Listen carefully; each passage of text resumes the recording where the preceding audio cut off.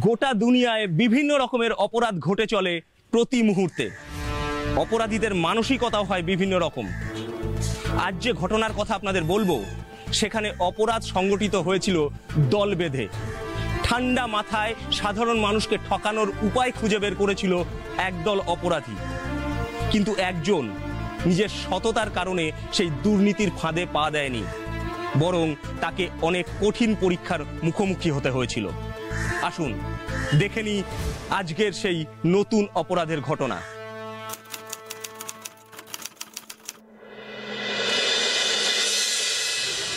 Sir, একটা missing case এসেছে। Young ছেলে, কোথাও নাকি ছেলেটাকে খুঁজে পাওয়া যাচ্ছে না। আচ্ছা, ব্যাপারটা কিন্তু অতটা নর্মাল বিষয় নয় স্যার। বয়স্ক বাবা মা এসেছেন, তারা নাকি খুব কান্নাকাটি করছে। একমাত্র ছেলে অফিসের থেকে নাকি বেরিয়েছিল, তারপর নাকি বাড়ি আসেননি, আর ফোনেও নাকি পাওয়া যাচ্ছে না। সে কি অফিস থেকে ফেরার পথে নিখোঁজ? হ্যাঁ স্যার, ওনারা বাইরে দাঁড়িয়ে আছে। ডাকবো? হ্যাঁ হ্যাঁ, নিশ্চয়ই, ডাকো ওদের, ডাকো। আসুন, আপনারা আসুন। স্যার, স্যার, আমার ছেলেটাকে খুঁজে দিন স্যার।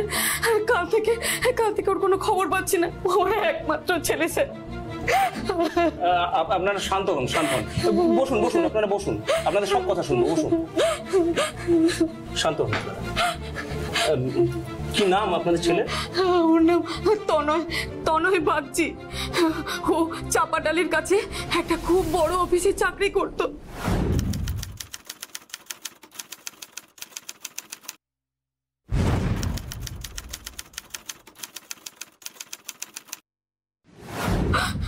ও ছোটবেলা থেকে লেখাপড়ায় খুব ভালো ছিল।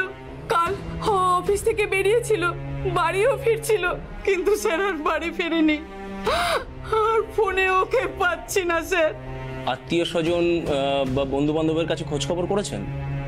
হ্যাঁ স্যার, খোঁজ নিয়েছি, কিন্তু কোথাও পাইনি। ও যেখানে যেখানে থাকা সম্ভব আমরা সব জায়গায় দেখেছি।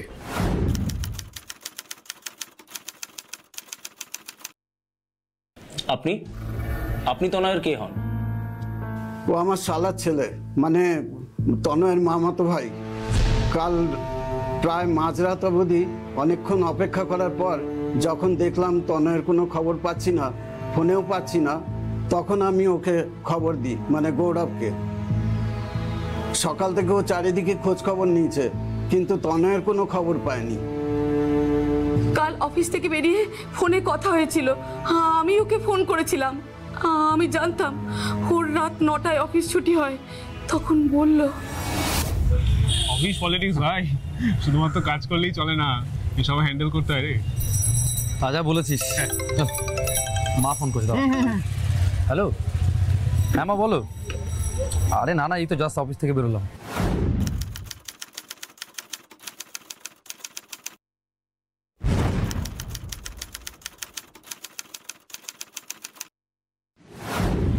আজকে আমি দাঁড়িয়ে দাঁড়িয়ে একটু কফি খাচ্ছি। না না, এখনই বাস ধরবো। আচ্ছা ঠিক আছে, তুমি বসো, আমি এখনই আসছি। ঠিক আছে ঠিক আছে, চিন্তা করো না। হ্যাঁ, এই আর ওয়েট করো। হ্যাঁ, মা বাড়িতে বসে আছে, আর আমি না গেলে আবার খাবে না। ও হ্যাঁ হ্যাঁ, না যা যা যা, সাবধানে যা। কাল দেখা হচ্ছে তো? হ্যাঁ চল, টাটা। চল, টাটা টাটা। এই আদি কে, যার সাথে দাঁড়িয়ে গল্প করছিল বললেন? ওর অফিসের কলিগ, ওরা খুব ভালো বন্ধু ছিল। প্রায় বছর 4 আগে তনয় এই অফিসে জয়েন করে, তখন থেকেই ওদের আলাপ। তারপর মানে ফোন রাখার পর কি হলো? তারপর ওর বাড়ি ফিরতে অনেক দেরি হচ্ছে দেখে আমি ওকে আবার ফোন করলাম, কিন্তু ওর মোবাইলে সুইচ অফ বলল। আমি ভেবেছিলাম ফোনে চার্জ নেই, তাই হয়তো ফোন বন্ধ হয়ে গেছে, হয়তো রাস্তায় জ্যাম ট্যামে ফেসে গেছে, তাই আসতে দেরি হচ্ছে। কিন্তু মাঝরাত হয়ে গেল, তখনও যখন ও ফিরছে না, ফোনও বন্ধ, তখন আমি গৌরবকে ফোন করলাম। আর আপনি ফোন পেয়ে কি করলেন?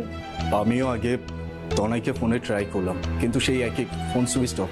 তারপর আমি ওর কয়েকটা বন্ধু, মানে যাদেরকে আমি চিনি আর কি, ও ছোটবেলা থেকে পাড়া স্কুলে যাদের সঙ্গে পড়েছে, ওদেরকে ফোন করলাম, জিজ্ঞেস করলাম, কিন্তু ওরা বললো কেউ জানে না।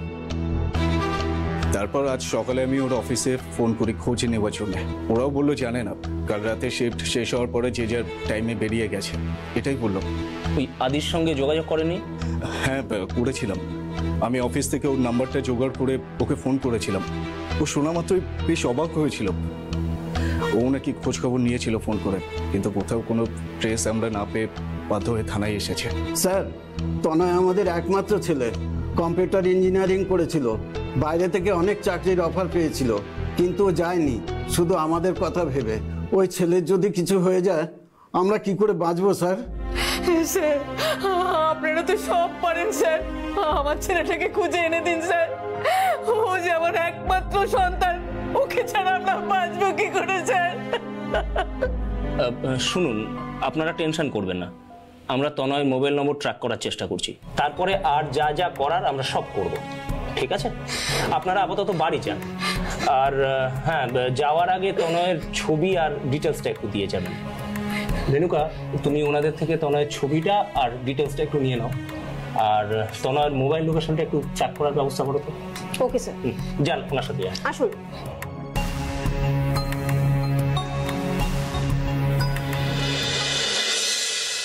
আপনারা এখানে কি ব্যাপার? হ্যাঁ, আপনার অফিসের একজন কর্মচারী, নাম তনয় বাগচি, গত 26 তারিখ রাত থেকে নিখোঁজ। এই অফিস থেকেই বেরিয়েছিল বাড়ি যাবে বলে, কিন্তু তারপর থেকে তার সাথে আর কোনো যোগাযোগ করা যাচ্ছে না। হ্যাঁ, ব্যাপারটা আমিও শুনলাম, ভেরি স্যাড।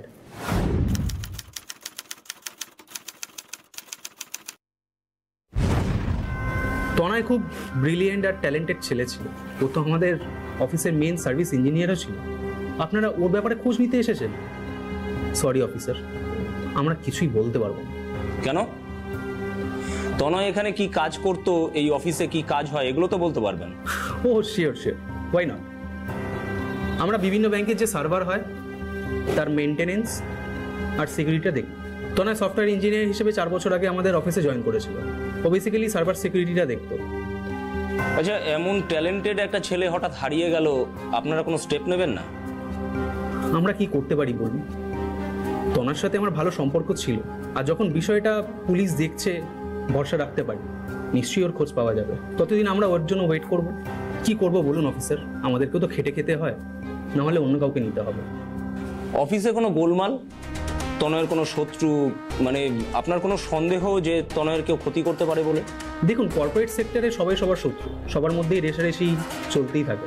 আর একটা প্রজেক্ট সাকসেসফুল হওয়ার পরে কে ক্রেডিট পাবে সেটা নিয়ে মনে মনে রাগারাগি, ম্যানেজারের কাছে এর ওর নামে চুকলিবাজি, এগুলো চলতেই থাকে। তবে আমার মনে হয় না এসব কারণের জন্য কেউ কারোর খুন বা কিডন্যাপ করতে পারে বলে। এগুলো আমি বিলিভ করতে পারি না। আমার কি মনে হয় অফিসার জানেন, ওর পার্সোনাল লাইফে না কিছু একটা ইস্যু চলছে। আপনি যদি ওর পার্সোনাল লাইফে একটু খোঁজ নেন, তাহলে এই রহস্যের সমাধানটা কিন্তু আপনি পেয়ে যেতে পারেন। থ্যাংক ইউ আপনার মূল্যবান পরামর্শের জন্য। তনয়ের কলিগ আদি, আমরা ওর সাথে একবার কথা বলতে চাই। বাহ বাহ, আমি দেখছি আপনারা তো সব খোঁজখবর নিয়েই এসেছেন। তনার সঙ্গে আদির খুব ভালো সম্পর্ক ছিল অফিসে। এখন তো টি ব্রেক চলছে, নিচে গেছে বোধহয় আদি, ওখানেই পেয়ে যাবে। ওকে, চলো রেণু।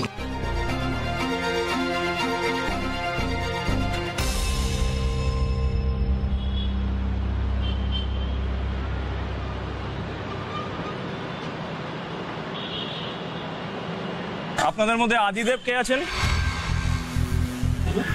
আমি। কি ব্যাপার বলুন? একটু এদিকে আসুন তো। কি ব্যাপার স্যার? না, বিশেষ কিছু না। আপনার কলিগ তনয়, ওর নিখোঁজের কেসে আমরা তদন্ত চালাচ্ছি। আচ্ছা, আপনি তো তনয়ের খুব ভালো বন্ধু ছিলেন। হ্যাঁ। তনয় যেদিন লাস্ট এই অফিস থেকে বেরোলো, আপনি ওর সাথে ছিলেন বোধহয়। হ্যাঁ, এই তো এই দোকানে, অফিস থেকে বেরিয়ে আমরা এই দোকানে একসঙ্গে দাঁড়িয়ে চা খেয়েছিলাম। ও মায়ের ফোন এলো, তাড়াহুড়ো করে চলে গেল। কোনো অস্বাভাবিকতা লক্ষ্য করেছিলেন? কোনো অন্যমনস্কতা বা কোনো টেনশন? না স্যার, অন্যান্য দিনের মতো আমরা অফিস থেকে বেরিয়ে একসঙ্গে গল্প করতে করতে চা খেয়েছিলাম, তারপর যে যা বাড়ি। আর তখন তো জানতাম না স্যার এরকম একটা ঘটনা ঘটবে। তনয় বন্ধু হিসাবে কোনোদিন ওর পার্সোনাল লাইফের কোনো ব্যাপার আপনার সঙ্গে ডিসকাস করেছিল? না স্যার। হ্যাঁ, তবে দু একবার ইয়ার্কি মেরেছিলাম, বিয়ে কবে করবে, গার্লফ্রেন্ড আছে কিনা এই নিয়ে। দেখলাম ও ঠাট্টা ইয়ার্কি পছন্দ করছে না বলে আমি আর কখনো পার্সোনাল লাইফ নিয়ে কৌতূহল দেখাইনি। আর অফিসে কোনো গোলমাল বা তনয়ের সাথে কারোর কোনো শত্রুতা? না এবার দেখুন স্যার, অফিসে তো কাজ নিয়ে খিটিমিটি লেগেই থাকে, আর তাকে তো আর শত্রুতা বলা যায় না। আর এমন কোনো শত্রু এই অফিসে কে থাকবে যেরকম কোনো ক্ষতি করবে? ঠিক আছে, আমরা খোঁজ চালাচ্ছি। আপনারা কেউ যদি কোনো খোঁজ পান আমাদের দয়া করে জানাবেন। নিশ্চয়ই জানাবো স্যার। চলো রেণুকা। Thank you.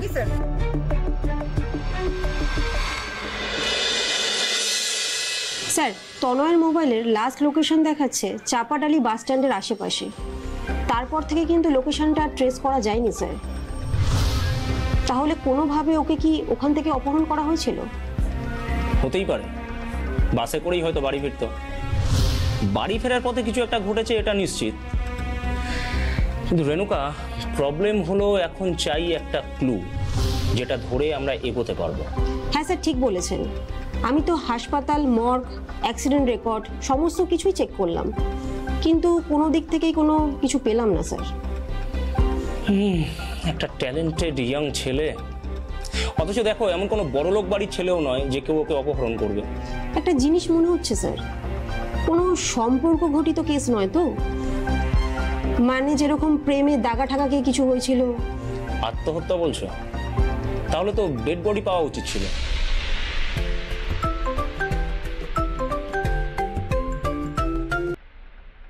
হ্যালো, কে বলছেন? আপনারা তনয় নিখোঁজের কেসটা দেখছেন তো? হ্যাঁ, আপনি কে? সেটা পরে জানতে পারবেন। আমার কাছে কিন্তু তনয়ের ব্যাপারে ইনফরমেশন আছে। ইনফরমেশন? কি ইনফরমেশন? না, সেটা ফোনে বলা যাবে না। থানাতেও যেতে পারবো না, আপনাদের আসতে হবে। কোথায়? একটা পার্ক আছে, পালপাড়ার কাছে, একটু নিরিবিলি থাকে। সেখানে কিন্তু পুলিশের ইউনিফর্মে আসবেন না, সিভিল ড্রেসে আসবেন। আমি দেখা করব, সব বলবো। ভুলে যাবেন না, আপনি কিন্তু পুলিশের সাথে খেলছেন। হ্যাঁ, যদি এদিক ওদিক হয় না। আর পুলিশের থেকেও আমার ভয় অন্য জায়গায়, তাই একটু সাবধানে এগোতে চাইছি। আমার সঙ্গে দেখা করলে তনয়কে খুঁজে পেতে আপনাদের হেল্প হবে, এটুকু কথা দিতে পারি। বেশ, আমরা আসবো। কার ফোন? কি বলছিল? Sir, mail voice. আমার মনে হয় আপনি যে ক্লুটা এতদিন ধরে খুঁজছিলেন সেটা হয়তো আমরা পেয়ে যাব। তনয় মিসিংয়ের পিছনে ওরা আমাকে কিছু ইনফরমেশন দিতে চায়। তবে তবে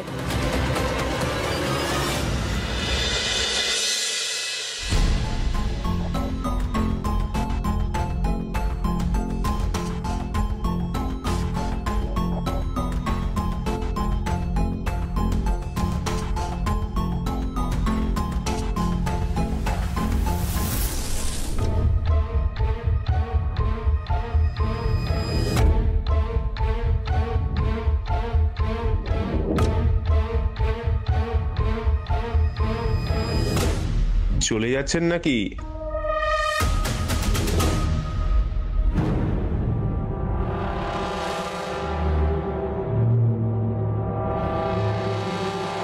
আপনি তনয়ের অফিস কালিগ না? হ্যাঁ, আমি আদিদেব দাস। আমি আপনাকে ফোন করেছিলাম। তনয়ের মিসিং এর ব্যাপারে আপনার কাছে কি ইনফরমেশন আছে বলুন। দাঁড়ান, বলবো বলেই তো এসেছি, সব বলবো। পুলিশকে নিয়ে এই খেলাটা একটু বেশি রিস্কি হয়ে গেল না আদি? সেদিন যখন আপনার কাছে সব জানতে চাইলাম সেদিন জানালেন না কেন? একটু অসুবিধা ছিল স্যার। আমার বিশ্বাস তনয় হারিয়ে যাওয়ার পেছনে আমাদের অফিসের কারোর হাত আছে। হোয়াট? ইয়েস স্যার, যদিও পুরোটাই আমার ইনটিউশন, তবে স্যার কিছু ক্ষেত্রে আমার ইনটিউশন কিন্তু ভুল হয় না। ইনফ্যাক্ট আমার এটাও বিশ্বাস যে বা যারা তনয় হারিয়ে যাওয়ার পেছনে আছে সে বা তারা কিন্তু আমার পেছনে নজর রাখছে। তাই আমার এত স্যার লুকোনোর চেষ্টা। বুঝেছি, এবার বলুন আপনার ইনটিউশন কি বলছে? ঘটনাটা তনয় মিসিং হওয়ার 2 থেকে 3 দিন আগে। আমাদের অফিস বিভিন্ন ব্যাংকে সার্ভার সিকিউরিটি আর মেনটেন্যান্স করে থাকে, আর তনয় ওই সার্ভার সিকিউরিটি চেকিংয়ের ইঞ্জিনিয়ার ছিল। ভালো ছেলে স্বভাবে, কাজে কখনো ফাঁকি নেই, আর সেই জন্য কারোর সঙ্গে ঝগড়া বা মনোমালিন্য অফিসে ছিল না। কিন্তু সেদিন একটা ঘটনা ঘটেছিল স্যার। কি ঘটনা?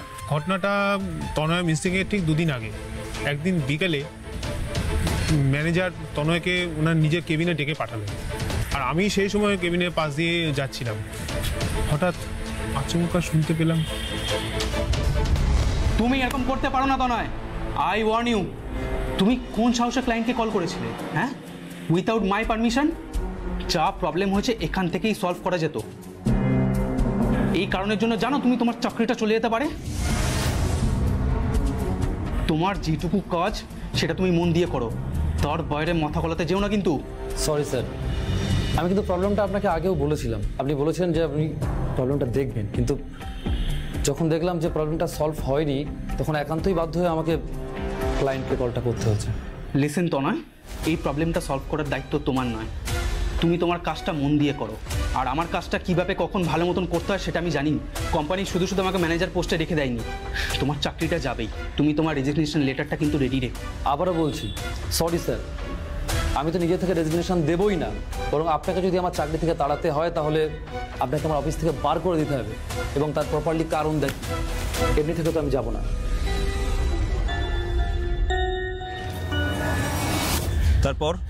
তারপর কি হলো? আমি তনয়কে জিজ্ঞেস করেছিলাম ঝামেলাটা কি নিয়ে, ও আমাকে বলেনি, বলেছিল পরে বলবে, কিন্তু এইটুকু আমাকে বলেছিল যতক্ষণ না অফিস ওকে ছাড়িয়ে না দেয় ও নিজে থেকে অফিস ছাড়বে না। কিন্তু ম্যানেজারের সঙ্গে কি নিয়ে ঝামেলাটা হয়েছিল সেটা কিন্তু আমাকে স্পষ্ট করে বলেনি স্যার। আপনার সন্দেহটা তাহলে কি নিয়ে? ওই ম্যানেজারের সাথে ঝামেলার সাথে তনয়ের মিসিং এর কি কোনো সম্পর্ক আছে? আই ডোন্ট নো, কিন্তু যে কারণটা আমি আপনাকে বলেছিলাম তনয় মিসিং এর পেছনে অফিসে কোনো একটা যোগসূত্র আছে, সেই সূত্রটা গতকাল আমি রাত্রিবেলা পেয়েছি। কি কারণ? একটা কোড। কোড? আমাদের এখানে যে কাজ হয় সবটাই কোড দিয়ে, সার্ভারে কোনো সমস্যা ফিক্স করা বা নিয়মিত আপডেট করা সবটাই কোড দিয়েই হয়। আর সেই কোড তৈরি করতো তনয়, সেরকম একটা কোড আমি কালকে খুঁজে পেলাম আমার পার্সোনাল মেইলে, সেটা পাঠিয়েছিল আমাকে তনয়, তাও সেদিন যেদিন ও মিসিং হয়। আর একটা অদ্ভুত ব্যাপার স্যার, তনয় যে আমাকে কোডটা পাঠিয়েছিল সেটা আমাকে ও নিজে থেকে বলেনি, আর আমি কোড ভাঙতে জানি না, তাই ওটা কি কোড কি ব্যাপার আমি কিছুই জানি না। কিন্তু আমার বিশ্বাস এই কোডের মধ্যে সব রহস্য লুকিয়ে আছে স্যার। সেই কোডটা এখন কোথায়? আপনার মেলে আছে? আপনি আমাকে এক্ষুনি ওটা পাঠান, আমি ওটা দেখতে চাই ওটার মধ্যে কি আছে। ওটা স্যার এই মুহূর্তে আমার কাছে নেই, আমি বাড়ি গিয়ে আপনাকে পাঠাচ্ছি। শুধু একটাই রিকোয়েস্ট স্যার, আমি যে আপনাদের সঙ্গে যোগাযোগ করেছি সেটা বাইরে বেরোয় না যেন। বিশ্বাস রাখতে পারেন। Thank you sir.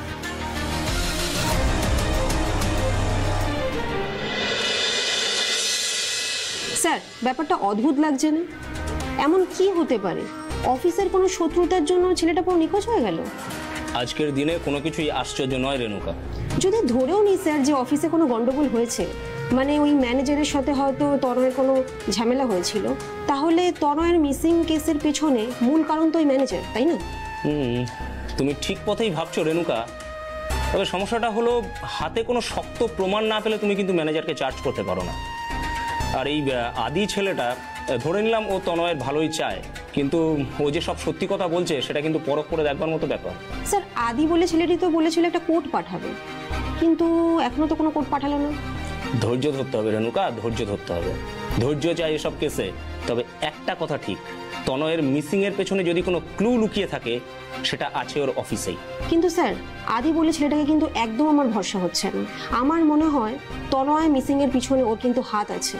ও আমাদের ভুল পথে চালানোর চেষ্টা করছে নিজেকে বাঁচাবে বলে। হতেই পারে, আমাদের এখন অপেক্ষা করতে হবে ও কি পাঠায় তার জন্য। জানি না ছেলেটার মাথার মধ্যে কি চলছে। রেণুকা, তুমি এই কেসটা তদন্ত আবার ওই তনয়ের অফিস থেকেই শুরু করো। সমস্ত রহস্যের সমাধান ওই অফিসেই লুকিয়ে আছে। Okay sir. এই শহর থেকে একজন যুবক এইভাবে নিখোঁজ হয়ে গেল, অথচ আমরা তার কোনো ট্রেস করতে পারছিলাম না। সেই নিয়ে আমরা যখন রহস্যের গোলক ধাঁধায় ঘুরে বেড়াচ্ছিলাম, সেই সময় আদিদেব আমাদের কাছে আসে সামনে পথ দেখানোর জন্য আলো নিয়ে। আমরা আশাবাদী হচ্ছিলাম ওই বিশেষ কোডটার বিষয়টা নিয়ে, যেটা হয়তো তনয়কে খুঁজতে আমাদের হেল্প করত। কিন্তু ওই যে বিধি বাম বলে একটা কথা আছে না, আমরা যখন আদির থেকেও কোড পাচ্ছিলাম না, মনের মধ্যে সংশয় তৈরি হচ্ছিল আদিদেব তনয়ের হারিয়ে যাওয়ার পেছনে আছে কিনা। ঠিক তখনই ঘটলো একটা অদ্ভুত ঘটনা, যেটা আমাদের হিসেবের বাইরে ছিল।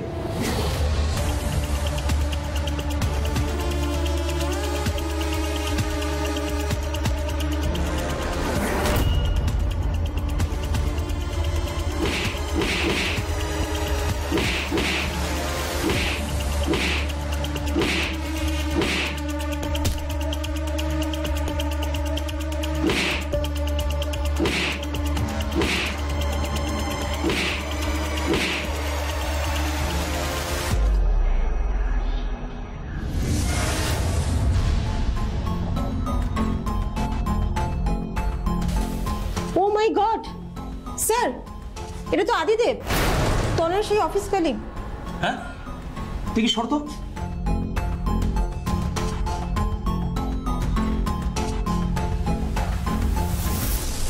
তোমার এই অবস্থা কি করে হলো শুনতে পাচ্ছ? আদি আমাকে মারতে চেয়েছিল স্যার। কে কে মেরে ফেলতে চেয়েছিল তোমায়? কে? তার নাম কি? জানি না স্যার, আমি তাকে চিনি না, দেখতেও পাইনি, কিন্তু আমি জানি, আমি সব তনয়ের ব্যাপারে জানি বলেই আমাকে মারতে চেয়েছিল। যারা তনয়কে সরিয়েছে তারাই হয়তো আমাকে। আপনি ছাড়বেন না স্যার, প্লিজ। আপনি কোডটা ডিকোড করবেন স্যার, তাহলে সবটা পাবেন। আদি, তোমার কোনো চিন্তা নেই, তোমার কিচ্ছু হবে না। তুমি কাউকে সন্দেহ করছো? কে সে? আমার মনে হয়। বলো, কি মনে হয় বলো। আমার মনে হয় তনয়কে মেরেছে। হ্যাঁ, আদি, আদি বলো, আদি, আদি, আদি। স্যার, আর কিছু করার নেই, মনে হয় উনি বেঁচে নেই স্যার।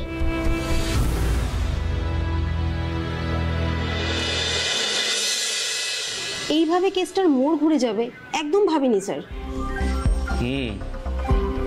আদির মৃত্যু কেসটাকে আরো ডিফিকাল্ট করে দিল। তাও যদি ও নামটা বলে যেতে পারতো। আমার মনে হয় স্যার, আদি মৃত্যুর আগে যে কোডের কথা বলছিল ওটাই আমাদের খুঁজে বের করতে হবে। ওর মধ্যেই রহস্যের ফাঁসটা আমরা বের করতে পারবো। ঠিকই বলেছ। আদির মৃত্যু না আমাদের কাছে একটা বিষয় স্পষ্ট করে দিয়ে গেল, এই তনয়ের মিসিং আর আদির মৃত্যু একই সুতোয় বাঁধা। একটা ধরে টান দিলে আর একটা বেরিয়ে আসবে। রাইট স্যার, আদি আসলে তনয়ের মিসিং এর পিছনে কে আছে সেটা চিনতে পেরে গেছিল। তাই হয়তো অপরাধীরা সেটা বুঝতে পেরে আদিকে সরিয়ে দিয়েছিল, তাই না? ও কজনকে সরাবে? আমাদের হাতে ওকে ধরা পড়তেই হবে। একটা জিনিস তো ক্লিয়ারলি বোঝা যাচ্ছে স্যার, একই অফিসে পরপর দুটো আনন্যাচারাল কেস কিভাবে সম্ভব বলুন তো? এক্স্যাক্টলি, আমি এখন শিওর তনয়ের মিসিং আর আদির ডেথ এইসব রহস্যের মূল ওই অফিসেই লুকিয়ে আছে। রেণুকা, আমাদের অফিস থেকে আবার নতুন করে সবটা শুরু করতে হবে। Yes sir. আপনার একটু অবাক লাগছে না কমলেশ বাবু? এই অফিসে পরপর দুটো এরকম আনন্যাচারাল কেস ঘটে গেল। তনয় এখনো মিসিং, আর তনয়ের বন্ধু আদিদেবের আনন্যাচারাল ডেথ।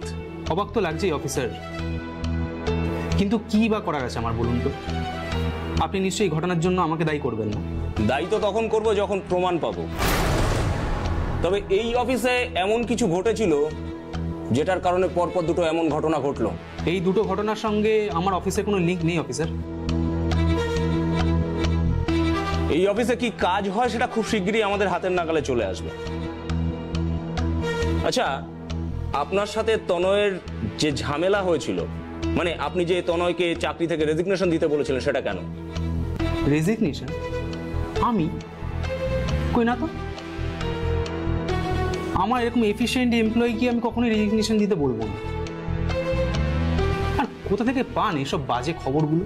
খবর আমরা ঠিক জায়গা থেকেই পাই কমলেশ বাবু, তবে তথ্য প্রমাণ হাতে না থাকলে চট করে সেই খবরটা আমরা প্রকাশ করি না। ওকে, তাহলে তথ্য প্রমাণটা পেয়েছেন? তাহলে বলছেন আপনার সঙ্গে তনয়ের এই অফিসে কোনো গোলমাল হয়নি? বলছি তো অফিসার, বলার মতো বা মনে রাখার মতন কোনো গোলমাল ওর সাথে আমার হয়নি। হ্যাঁ, তবে কাজের কিছু প্রবলেম হলে হয়তো ওকে বকাবকি করেছি, আর সেই কারণে ওর মিসিং এর জন্য আমি কখনো দায়ী হতে পারি না। তনয়ের মিসিং এর জন্য আপনি দায়ী কিনা সেটা খুব তাড়াতাড়ি সবার চোখের সামনে স্পষ্ট হয়ে যাবে। তবে যাবার আগে একটা কথা বলে যাই মিস্টার কমলেশ, যদি এক মুহূর্তের জন্য, একবারের জন্য এটা প্রমাণ পাই এই দুটো ঘটনার পেছনে আপনার কোনো যোগাযোগ রয়েছে, তাহলে আপনার এই কনফিডেন্স আর অ্যাটিটিউড কিন্তু আপনাকে বাঁচাতে পারবে না। রেণুকা, তনয় আর আদি যে মেশিনে বসে কাজ করতো তার হার্ড ডিস্কগুলো কালেক্ট করো। Okay sir. আইটি টিমকে পরীক্ষা করতে দেবে।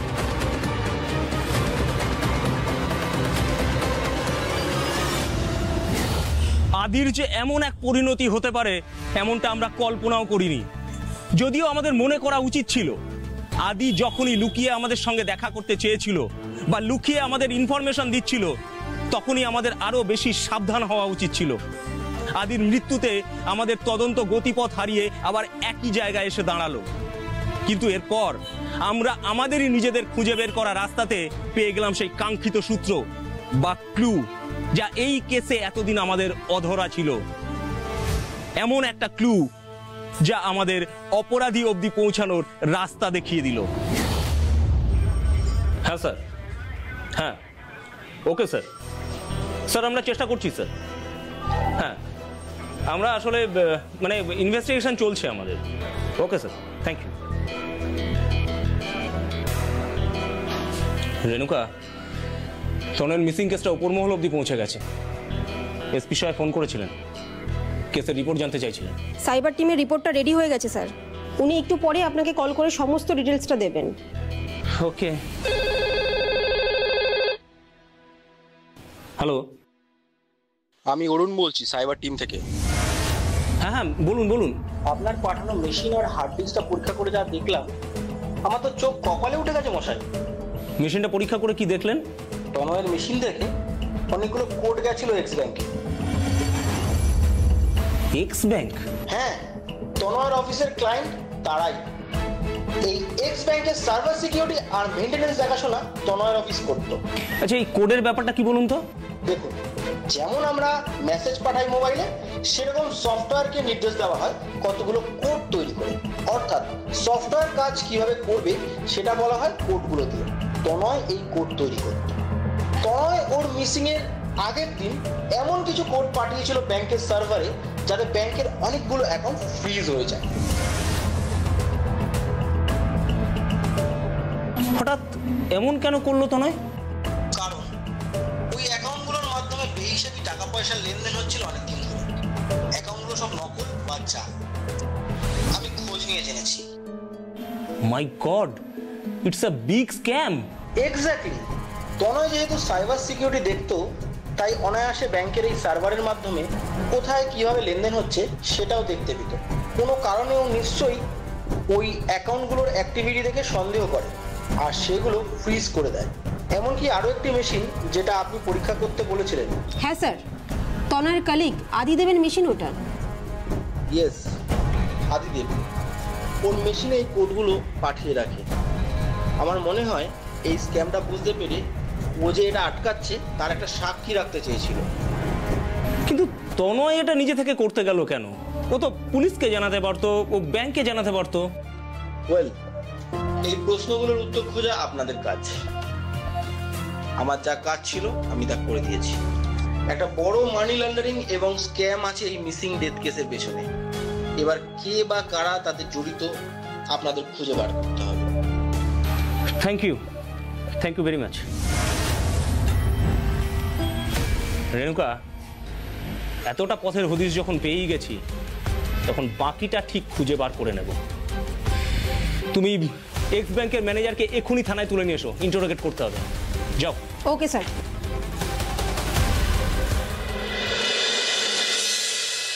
স্যার, তনয় বাগচি আমাদের সঙ্গে প্রথম যোগাযোগ করেন। উনি প্রথমেই স্ক্যামের ব্যাপারটা আমাদের বলেন। তৎক্ষণাৎ আমরা অ্যাকাউন্টগুলো ফ্রিজ করে দিতে বলি।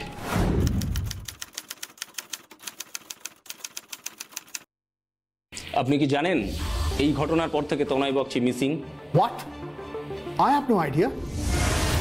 আপনার তনয়ের অফিসের ম্যানেজার মিস্টার কমলেশের সঙ্গে কোনো কথা হয়েছে? লোক অফিসার, আমাদের একটা ব্যাংক চালাতে হয়। আমি নিজে একটি দায়িত্বশীল পদে আছি।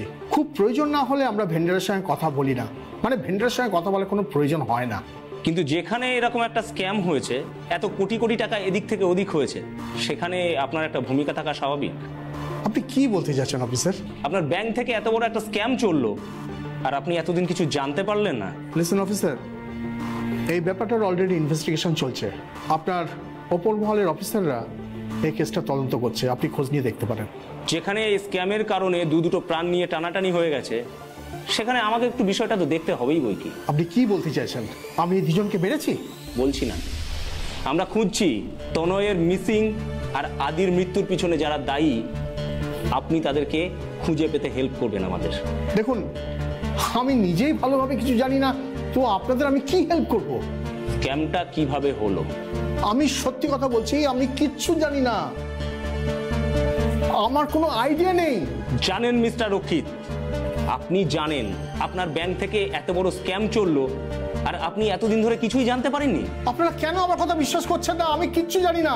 তনয় আমাদেরকে এই স্ক্যামের কথাটা বলেছিল, আমি তনয়কে এই অ্যাকাউন্টগুলো ফ্রিজ করে দিতে বলেছিলাম, আমার কথাতেই অ্যাকাউন্টগুলো ফ্রিজ হয়েছিল। একজন সার্ভার সিকিউরিটি ইঞ্জিনিয়ার সব ধরে ফেললো আর আপনি তার আগে কিছু ধরতে পারলেন না? এটা কিন্তু বিশ্বাসযোগ্য হচ্ছে না স্যার। কারেক্ট। উনি যদি ওনার মুখ না খোলেন তাহলে ওনাকে পুলিশের মুখ খোলানোর রাস্তাগুলো দেখাতে হবে রেণুকা। প্লিজ প্লিজ আমার গায়ে কেউ হাত দেবেন না, আমাকে কেউ টর্চার করবেন না। আমি যা জানি আপনাদেরকে আমি সব বলছি, কিন্তু একটা কথা অফিসার, আমি শুধু এই স্ক্যামের সঙ্গে জড়িত নই, এমন বড় বড় মাথা এই স্ক্যামের সঙ্গে জড়িত আছে না, আপনারা তাদের ছুঁতেও পারবেন না।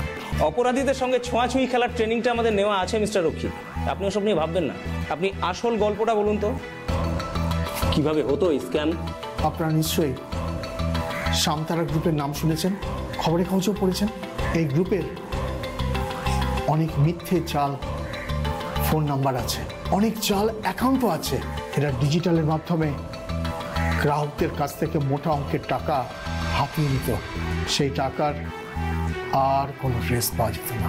তাছাড়া আরও অনেক ফেক অ্যাকাউন্ট ছিল, সেই সমস্ত অ্যাকাউন্টে যখন টাকাগুলো ঢুকতো অটোমেটিক্যালি টাকাগুলো অন্য অ্যাকাউন্টে ডিস্ট্রিবিউট হয়ে যেত, তারপর অন্য ব্যাংকে ট্রান্সফার হয়ে যেত। আপনার ব্যাংকে ওরা এই জাল অ্যাকাউন্ট খুললো কিভাবে? অফিসার, অনেক টাকার লোভ দেখিয়েছিল। আমার ব্যাংকের মাধ্যমে যে মোটা অঙ্কের টাকা লেনদেন হতো তার উপর আমি একটা বড় অঙ্কের পার্সেন্টেজের কমিশন পেতাম। আমার ব্যাংকের মাধ্যমেই সামতারা গ্রুপের মানি লন্ডারিংয়ের ব্যাপারটা বেশ ভালোই চলছিল। কিন্তু গোলমাল করে দিল তো নয়, ওই প্রথম সার্ভারের মাধ্যমে এটা দেখতে পেয়ে গেল, তাই তো? আমিও জানতাম যে সার্ভারের মাধ্যমে অ্যাকাউন্টে টাকার আদান প্রদান করা যায়। তাই ক্রিয়েশন নেক্সটের ম্যানেজার কমলেশকেও আপনি জুড়ে নিয়েছিলেন এই কাজে, তাই তো? কমলেশও একটা মোটা অঙ্কের পার্সেন্টেজ পেত।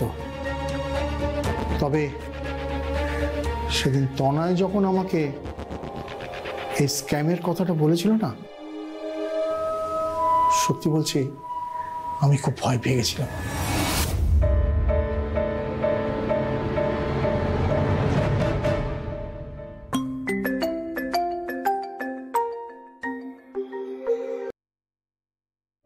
হ্যালো স্যার, আমি ক্রিয়েশন নেক্সট থেকে বলছি। আপনাদের ব্যাংকের সাইবার সিকিউরিটি চেকিং আমরাই করি। হ্যাঁ বুঝেছি, বলুন। স্যার, আমি বেশ কিছুদিন ধরে দেখছি বেশ কিছু অ্যাকাউন্ট থেকে আপনাদের অ্যাকাউন্টে বেশ বড় অ্যামাউন্টের টাকা লেনদেন চলছে। টাকাগুলো আপনাদের অ্যাকাউন্টে আসছে, আবার খুব তাড়াতাড়ি সে টাকাগুলো ডিস্ট্রিবিউট হয়ে যাচ্ছে অন্য অ্যাকাউন্টে। স্যার, আমার মনে হয় আপনাদের ব্যাংকের মাধ্যমে একটা বড় মানি লন্ডারিং চলছে। What Ramesh, who are you? তুমি কে হে? আমার ব্যাংকের ব্যাপারে এই ধরনের কথা বলার সাহস পাও? স্যার, আমি তনয় বাগচি। স্যার, আমি ক্রিয়েশন নেক্সটের server security engineer. So what? এই, তুমি তোমার ম্যানেজারের সঙ্গে আমাকে কথা বলো তো। তুমি আমার ব্যাংকের ব্যাপারে এই ধরনের কোনো কথা বলতে পারো না। তোমার কাছে কোনো প্রমাণ আছে? স্যার, প্রুফ আছে, আর প্রুফ আছে বলেই আমি আপনাকে ইনফর্ম করলাম। আপনার ব্যাংকের মাধ্যমে কোনো বড় চক্র টাকা পাচার চালাচ্ছে। স্যার, আপনি কিছু একটা ব্যবস্থা নিন, না হলে আমি সার্ভার থেকে অ্যাকাউন্ট ফ্রিজ করে দিতে পারি। How dare you talk like this way? You have no right to say like this way. এই, আমি তোমার ম্যানেজারের সঙ্গে এক্ষুনি কথা বলবো। তুমি ফোনটা রাখো। স্টুপিড! কমলেশ যে কি করে না।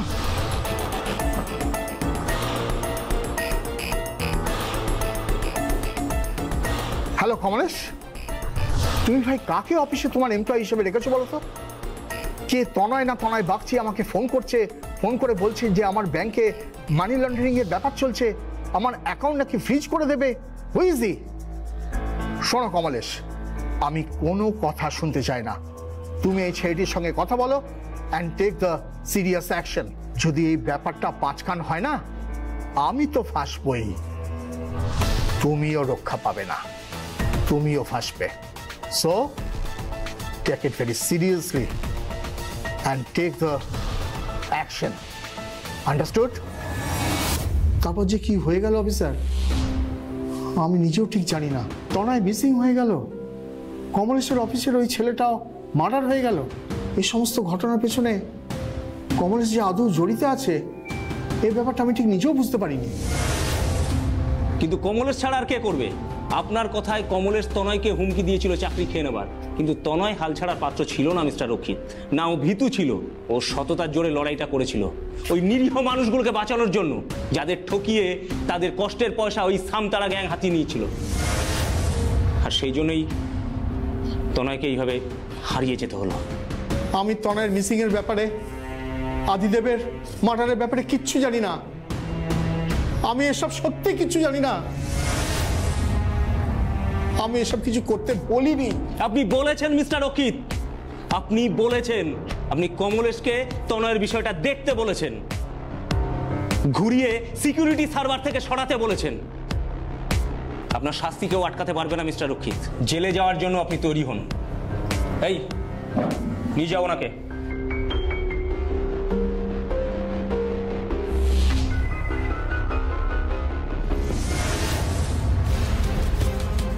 কেসটা তো স্যার জলের মতো পরিষ্কার হয়ে গেল। তাহলে কমলেশকে ধরলেই তনয়ের খবর পাওয়া যাবে। এক্স্যাক্টলি। মিস্টার রক্ষিতের পর এবার কমলেশের পালা। যাও, ওকে তুলে নিয়ে এসো। Okay sir. যাও।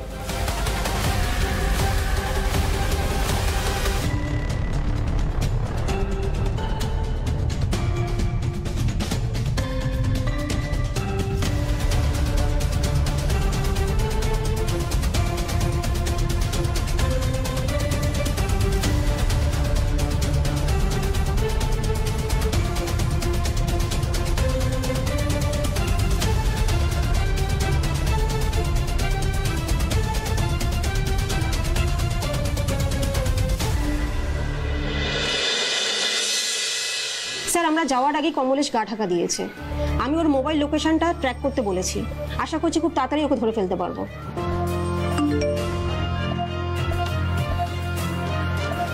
এসে গেছে স্যার, পেয়ে গেছি কমলেশের লোকেশন। কোথায় গা ঢাকা দিয়েছো? কলকাতা থেকে অ্যারাউন্ড 60 কিলোমিটার দূরে ঠাকুরনগরে। আরে পুরো ফেসে গেছি রে, ব্যাংকের ম্যানেজারও অ্যারেস্ট হয়ে গেছে, আর আমাকেও তো পুলিশ খুঁজছে। যেভাবেই হোক আমাকে দেশের বাইরে চলে যেতে হবে, নাহলে এখানে সবাই আমার লাইফ ফেল করে দেবে। কিন্তু কি, কোথায় থাকবো? বাসার থেকে তো পালিয়ে এসেছি, একটা ছোট জায়গায় গা ঢাকা দিয়েছি। তুই যত তাড়াতাড়ি সম্ভব আমার পাসপোর্ট আর ভিসাটা রেডি কর, যত তাড়াতাড়ি সম্ভব। আমাকে 2-1 দিনের মধ্যেই দেশ ছেড়ে চলে যেতে হবে, নাহলে মুশকিল হয়ে যাবে। কিন্তু পুলিশের গার্ডরেল টপকে কোনো অপরাধীরা পালাতে পারে না, পালানোর শুধু বৃথার চেষ্টা করে, যেমন করছো তুমি। আপনি এখানে? হ্যাঁ, আমি নিজের চোখেই দেখে নাও। তোমার সামনে নো এন্ট্রি বোর্ড নিয়ে দাঁড়িয়ে আছি আমি। পালানোর সব পথ বন্ধ।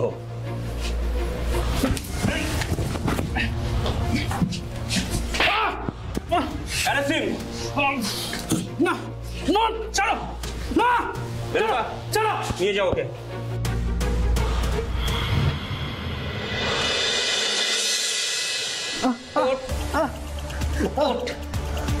এদিকে আয়, বল বল, এখনো মুখ খোল, সময় আছে। বল বল বল বল, এখনো পাপ স্বীকার কর। আর উপায় নেই, তোর সাগরের ব্যাংক ম্যানেজার এখন আমাদের হাতে বন্দী। তাই কোনো বাজে গল্প দেওয়ার চেষ্টা করিস না, আর আমাদের সময় নষ্ট করিস না। বলছি তনয়কে আমি কিডন্যাপ করিয়েছিলাম। যখন আমাদের ব্যাপারটা সব জেনে গেছিল, আমাকে ওকে ভয় দেখানো ছাড়া আর কোনো উপায় ছিল না। কিভাবে কিডন্যাপ করলি?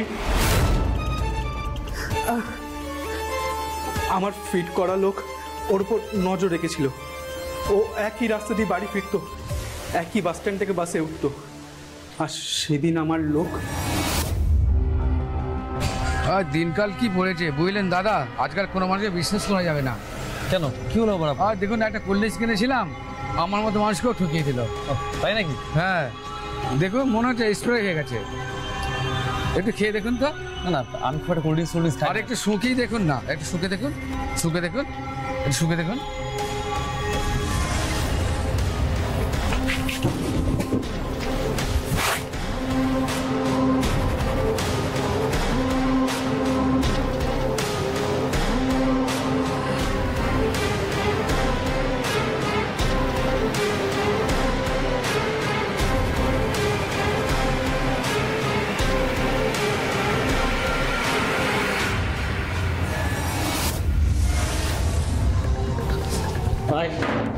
বস এখানে, আমাকে পুরোটা শুনতে হবে। রেণুকা বল, তারপরে ওকে কোথায় নিয়ে গেলি বল। ওকে পাটনায় নিয়ে যাওয়ার প্ল্যান ছিল, সান্তারা গ্যাংটা ওখান থেকেই অপারেট হয়। কিন্তু কিন্তু কিন্তু কি? পাটনা যাওয়ার রাস্তাতেই তনয়ের মৃত্যু হয়, মনে হয় হার্ট অ্যাটাক। ওকে অজ্ঞান করার জন্য যে ওষুধটা দিয়েছিলাম, সেই ওষুধের ডোজটাও নিতে পারিনি। মানে ছেলেটার বেঁচে নেই? মেরে ফেললি ছেলেটাকে? মেরে ফেলার কোনো প্ল্যান ছিল না। যখন রাস্তাতে যেতে যেতে মরেই গেছে, তখন তার কিছু করার নেই। আমার লোকেরাই নদীর জলে ওকে গলায় পাথর বেঁধে ফেলে দিয়েছিল। আর আদিকে কি কারণে মারলি? তনয় আর আদি খুব ভালো বন্ধু ছিল। তনয়ের কাছে যা প্রমাণ ছিল সব সব আদিকে দিয়ে চলে গেছিল, তাই আদিকে বাঁচিয়ে রাখার কোনো উপায় ছিল না। আমার লোকেরাই আদিকে খুন করতে গেছিল। আর এত চেষ্টা করেও শেষ রক্ষা হলো না। কথায় আছে, অপরাধের রাস্তা 100টা, আর 101 নম্বর রাস্তায় পুলিশ দাঁড়িয়ে থাকে তোদের মতো অপরাধীদের ধরার জন্য। রেণুকা, ওকে কোর্টে প্রডিউস করার ব্যবস্থা করো। Okay sir.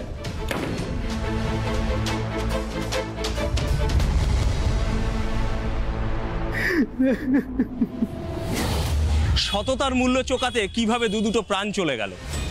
এই ঘটনা আমাদের একটাই শিক্ষা দেয়, আসলে অপরাধ থেকেই আর একটা অপরাধের জন্ম হয়। আদির মৃত্যু বা তনয়ের মৃত্যু সেই রকমই। কমলেশকে সাধারণ একজন প্রতারক থেকে খুনি বানালো তারই বানানো অপরাধের রাস্তা। তাই প্রিয় দর্শক বন্ধুরা, মনে রাখবেন, অপরাধের রাস্তা চিনে নেওয়া বড় কঠিন, তাই নিজেকে শাসনে রাখতে হয়। নইলে নিজের অজান্তেই ভুল রাস্তায় পা বাড়ানোর প্রবণতা আমাদের সকলেরই থাকে। ভুলে যাবেন না, এই সমাজে আমাদের মধ্যেই বেড়ে ওঠে কোনো না কোনো অপরাধী। আমাদেরই ঘাড়ের কাছে নিঃশ্বাস ফেলতে থাকে অপরাধীরা। তাই সাবধানে থাকুন, সতর্ক থাকুন, নিজেকে শাসনে রাখুন।